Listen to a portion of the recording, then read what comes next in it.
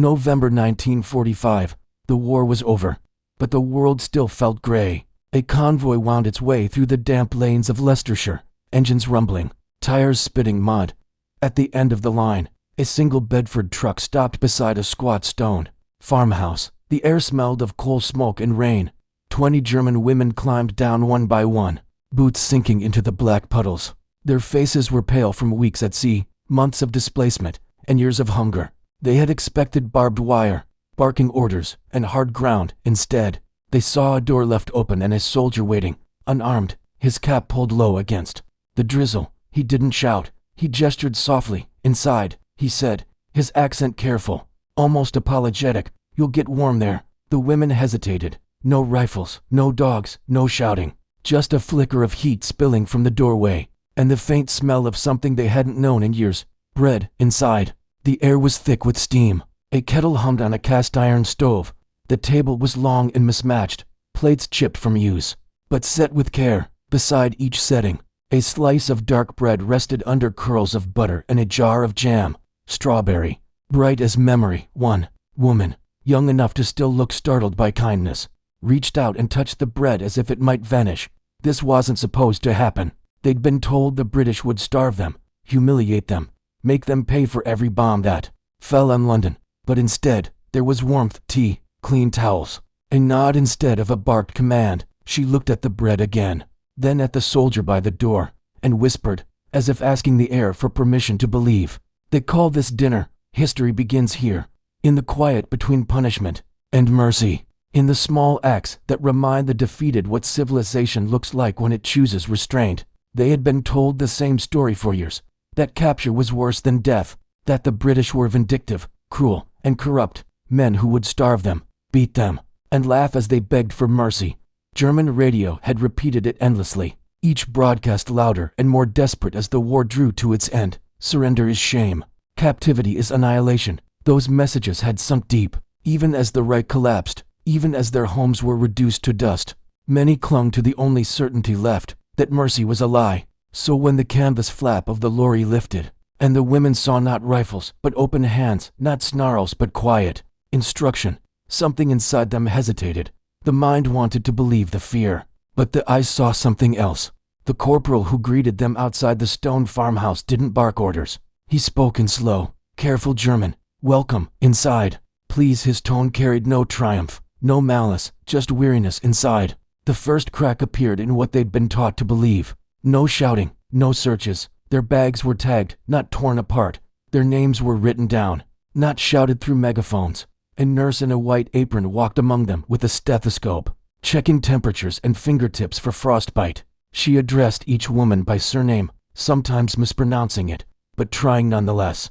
One of the prisoners, a former telephone operator named Erica Muller, flinched when the nurse reached for her hand. A shallow cut, half-healed, crossed her palm. Infection had blackened the edges. The nurse examined it silently, then spoke in halting German.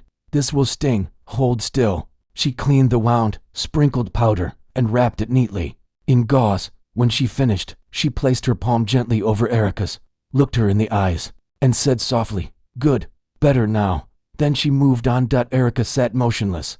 It wasn't the bandage that stunned her, it was the fact that the woman had knelt to do it later.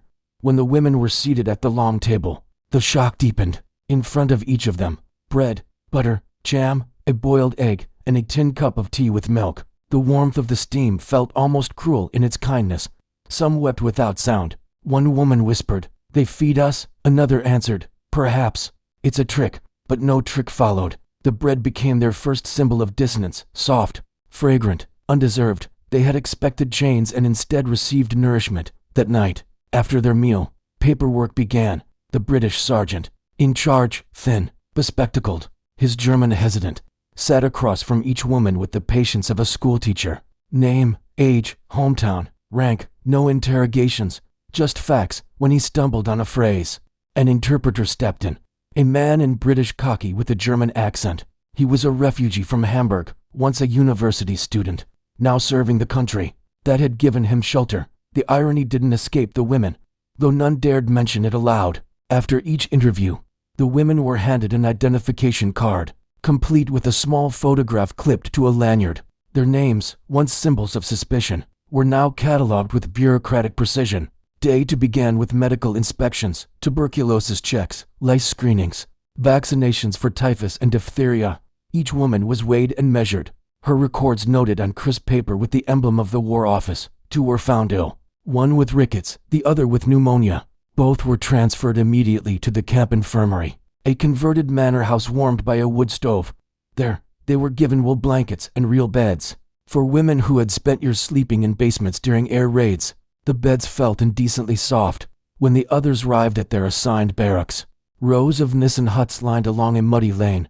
They found bunk beds, pillows, and lockers. Each hut bore a small sign written in careful German: respect for all, roll call at 7 and 18 hours, lights out at 22, letters permitted once per week. Even the rules were polite. The women didn't speak much that night. Some lay awake listening to the rain tapping against the curved metal roofs, wondering when the cruelty would begin.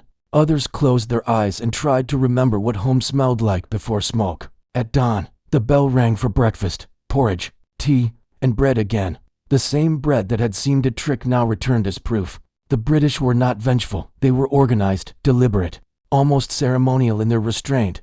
What the women didn't know was that this kindness was policy, a deliberate decision made in offices far from the mud and the cold. The War Office had ordered it. Prisoners are to be treated according to Geneva standards. Medical care equal to our own troops. Food rations to match British civilians. It wasn't sentimentality, it was strategy. Humane treatment meant fewer escape attempts. Cooperative prisoners meant better intelligence. And on a deeper level, morality itself had become an act of preservation. Britain had spent 6 years fighting barbarism. To become barbaric in victory would mean losing the moral war entirely. That night, as the women sat in silence after dinner, one of them finally broke the quiet. They said we'd be beaten. Another replied, staring into her tea, maybe they lied. No one contradicted her. By the third morning, the rhythm of captivity had settled into something almost domestic. Wake at 7, roll call in the damp air, breakfast served with military precision. The shock had dulled, replaced by a quiet confusion that none of them dared voice aloud. Is this how the enemy treats prisoners? The camp commandant, Major Ellison, was a man built from routine, 50, with the posture of a grammar school headmaster and the eyes of someone who had seen London burn. His rules were strict but not cruel. When he spoke, his voice carried no hatred, only order. This camp, he told them through the interpreter, is not punishment. It is containment. You will work, you will rest, and you will be treated as human beings, provided you behave as such. It sounded almost biblical. Within days, the women began to understand the rhythm behind the fences. There were chores: sweeping the barracks, scrubbing the floors, tending to the small vegetable garden that had survived beside the mess hall. Then came the work details: groups of 8 to 10 assigned to nearby farms, escorted by a single British guard, sometimes armed, sometimes not. The farms were small, family-run, still recovering from the years when nearly every able-bodied man had gone to war. The land was tired, and so were its owners. The prisoners were labor. Yes, but needed labor. That first week, the women found themselves knee-deep in mud, lifting potatoes from the earth with bare hands. A farmer's wife brought tea in enamel mugs, the steam rising like ghosts in the cold. She spoke little, her English clipped, her eyes wary, but when one woman coughed, she handed her a wool scarf from around her own neck without a word. No propaganda had prepared them for this kind of battlefield. One of the women, Hilda Braun, a machinist from Essen, couldn't stop staring at the farmer's old horse pulling the plow. She hadn't seen an animal so well fed in years. Even their beasts live better than we did, she murmured, half in wonder, half in shame. That night, rations were distributed. Bread again. Butter when it was available, sometimes even a boiled egg. It was more food than some had seen in a month during the final days of the Reich. But the kindness wasn't without reason. The British system was practical. Every prisoner who worked received higher rations, an extra slice of bread, a spoonful of sugar, occasionally fruit from a local orchard. Work required calories, and calories required mercy. No sermons, no speeches, just logic infused with decency. By the end of the first month, the camp had settled into a fragile peace. The guards no longer hovered over every movement. The women began to hum as they worked. A few even joked with the interpreter, trying out hesitant English phrases. Thank you, good morning, please. The guards, Many barely older than the prisoners responded with awkward smiles. Some had lost brothers over Germany. Some had bombed the very cities these women came from. Yet here, on English soil, vengeance seemed strangely out of place. One afternoon, the rain broke long enough for the sun to cut through the clouds. The women sat in a circle outside the barracks, mending socks and cleaning tools. The guard on duty, Private Thompson, 19, from Manchester, offered them his cigarette tin.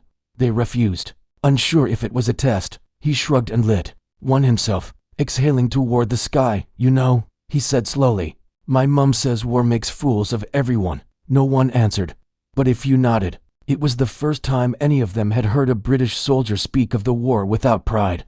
The work assignments grew more varied. Some helped in barns, feeding livestock. Others cleared debris from bombed-out farmhouses. One woman, Anna Weber, once a mechanic's apprentice in Hamburg, repaired a broken tractor engine. When it sputtered back to life, the farmer simply said, "Good hands," and poured her a cup of cider in thanks. Respect was beginning to replace suspicion. Villagers, at first cold and silent, began to soften too. Curiosity overcame resentment. Women in the village watched the German prisoners walk past on their way to work, not as monsters, but as tired young girls who might have been their own daughters if the map had been drawn differently. By December, a few of the prisoners were invited into farmhouses for Sunday dinners. They sat at the far end of the table, eating in silence while children whispered questions their parents pretended not to hear. One family said grace before the meal. The prayer ended with a single line, "For those far from home." The German women bowed their heads without being told. The bread that night was white, soft, and sweetened with currants. It tasted nothing like ration bread. It tasted like something almost forgotten: acceptance. In the weeks that followed, reports from Red Cross inspectors confirmed what the women had already felt. Conditions humane, rations sufficient, morale stable. It was more than stability. It was transformation, slow, deliberate, and quietly radical. At night, in the dim light of the barracks, Hilda whispered to Anna, "They told us we would be slaves." Anna stared at the ceiling, the candlelight flickering across her face. Maybe they didn't know how mercy works. Neither of them slept easily after that. By late December, frost turned the fields white. The camp's fences glittered with ice in the pale morning light. From a distance, it almost looked peaceful, as if war had never crossed this corner of England. Inside, the women stitched wool socks by the stove, their breath fogging in the cold. A Christmas tree, crooked and small, stood in one corner. The guards had brought it from the nearby village. Someone had tied bits of red ribbon to its branches, cut from the lining of old uniforms. Major Ellison entered quietly, his boots crunching over the straw. "Tomorrow," he announced, "you'll attend service with the villagers, Church of St. Mark, voluntary attendance." He paused, scanning their faces.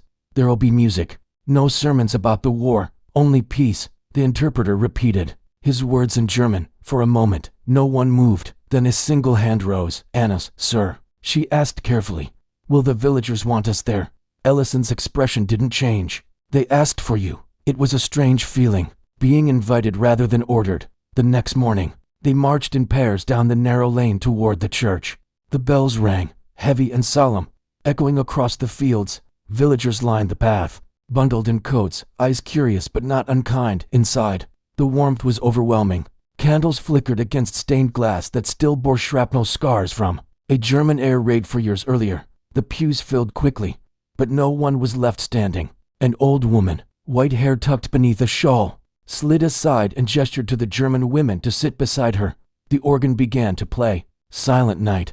The melody crossed language before the words did. One by one, the prisoners joined in softly, their accents thick but steady. A few villagers closed their eyes, tears slipping down their cheeks. The hymn belonged to both sides, a song written in another war, another century, yet somehow still capable of binding strangers together. When the final note faded, silence held for a long time. Then came the sound, a single clap, then another, and then, impossibly, applause.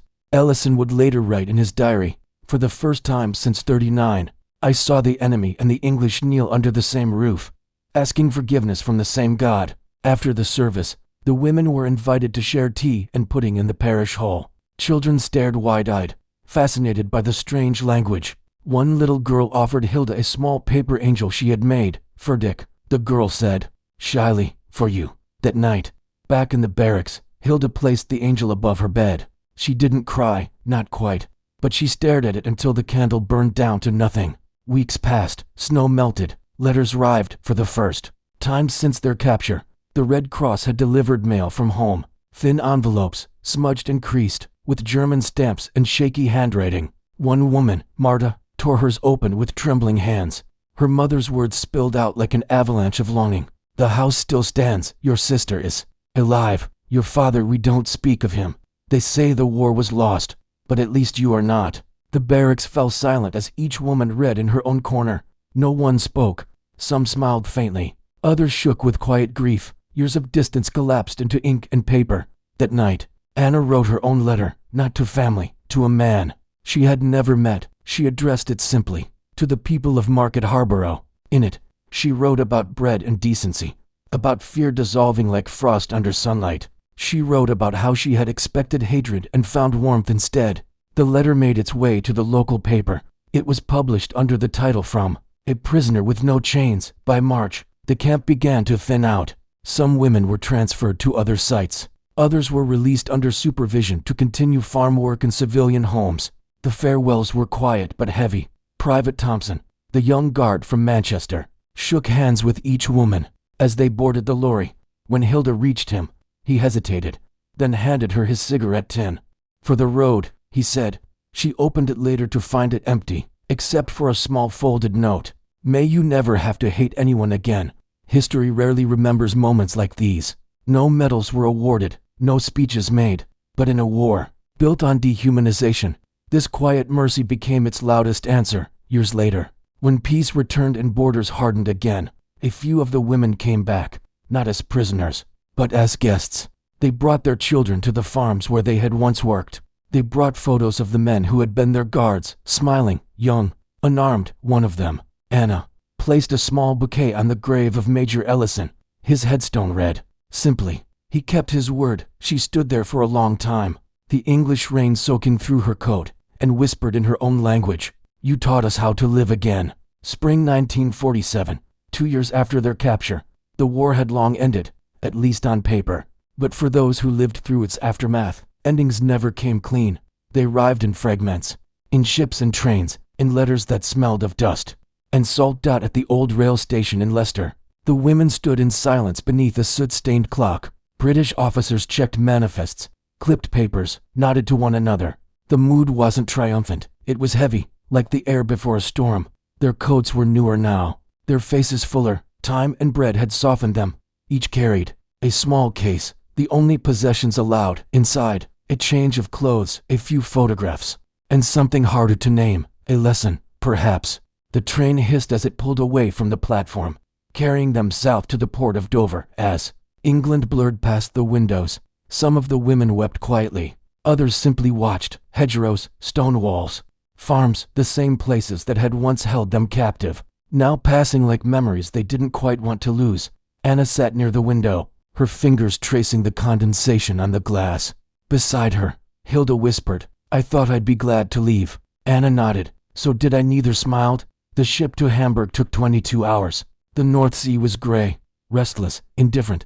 When the coastline of Germany finally appeared, it didn't feel like home. It felt like a wound reopening. The docks were lined with rubble, buildings hunched over, windows shattered. Children played in craters that had once been streets, and in the air, the smell, smoke, coal, and something deeper, regret. Officials processed them quickly. Former prisoners, repatriated, fit for civilian reintegration.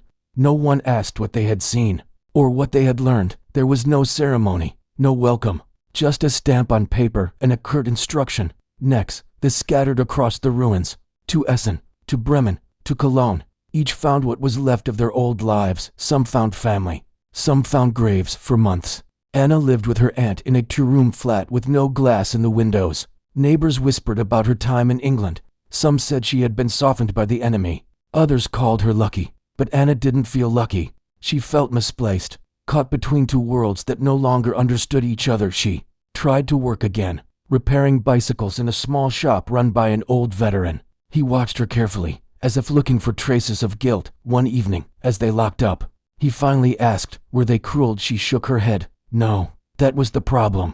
The man didn't reply, But he didn't ask again. Letters began to arrive from England, one from the farmer's wife who had shared tea, another from Private Thompson, written in careful handwriting. I hope your country heals as ours tries to. Hilda sent small packages in return, embroidered handkerchiefs, photographs of her rebuilt street, even a newspaper clipping that mentioned the camp reunion committee forming in Leicester. It seemed unthinkable, former prisoners and guards meeting again. Yet it happened, quietly, without fanfare. In July 1953, Anna returned to England, this time, not under guard. She came on a civilian ferry, holding a British invitation to attend the Harvest Festival at Market Harborough. As a friend, the journey felt longer this time, not because of the sea, but because of memory. When she stepped off the bus into the familiar fields, she found the farmhouse still standing. The same cobblestones, the same wooden gate, the same smell of rain on soil. Mrs. Ellison, the major's widow, met her at the door. You came, she said softly. Anna nodded, unable to speak. Inside, the kitchen looked unchanged, the same stove, the same shelves lined with tins, the same mismatched china. But this time, the table held only 2 plates. Over dinner, they spoke little. Words felt unnecessary. When the meal ended, Mrs. Ellison rose and brought out a small box. Inside lay a photograph. The camp in 1945. The women standing in a row, coats buttoned tight, faces uncertain. At the center, Major Ellison, his expression solemn, almost proud. He kept this on his desk until the day he died. Mrs. Ellison said. Then, after a pause, he believed in you. Anna traced the photo's edge. He taught us that belief doesn't need to be loud to change people. Outside, the rain began again, thin and cold, slicking the cobblestones black. When she left the farmhouse, dawn was breaking. The fields shimmered with dew. She stopped at the gate, looked back one last time, and whispered a single word in German. Dank. Back in Hamburg, she would tell her son about the place where the war ended, not with surrender, but with understanding, where enemies became neighbors, and kindness outlived the flags. And somewhere in England, in an attic above a quiet farmhouse, a single photograph would remain, a reminder that sometimes the greatest victories are not written in books or carved in stone, but kept alive in the fragile, stubborn memory of mercy. Repatriation came quietly, without music or flags. The women were called in small groups, handed documents stamped returnee, and given plain dresses that no longer smelled of war. They boarded trains that clattered eastward, toward a country they no longer recognized. Some left in tears, others left behind letters and promises written into languages. A few, remarkably, stayed. Farmers petitioned the Home Office to keep them longer, not as prisoners, but as workers, neighbors, even friends. For some petitions, the answer was yes. Anna spent her final months helping rebuild the old manor's library. When she left, Mrs. Ellison pressed a small parcel into her hands, a loaf of bread wrapped in linen, still warm. For the journey, she said. Hilda went home to Hamburg and opened a bakery with her husband. Every Sunday she baked dark rye, the kind she had first tasted in that cold farmhouse 2 years before.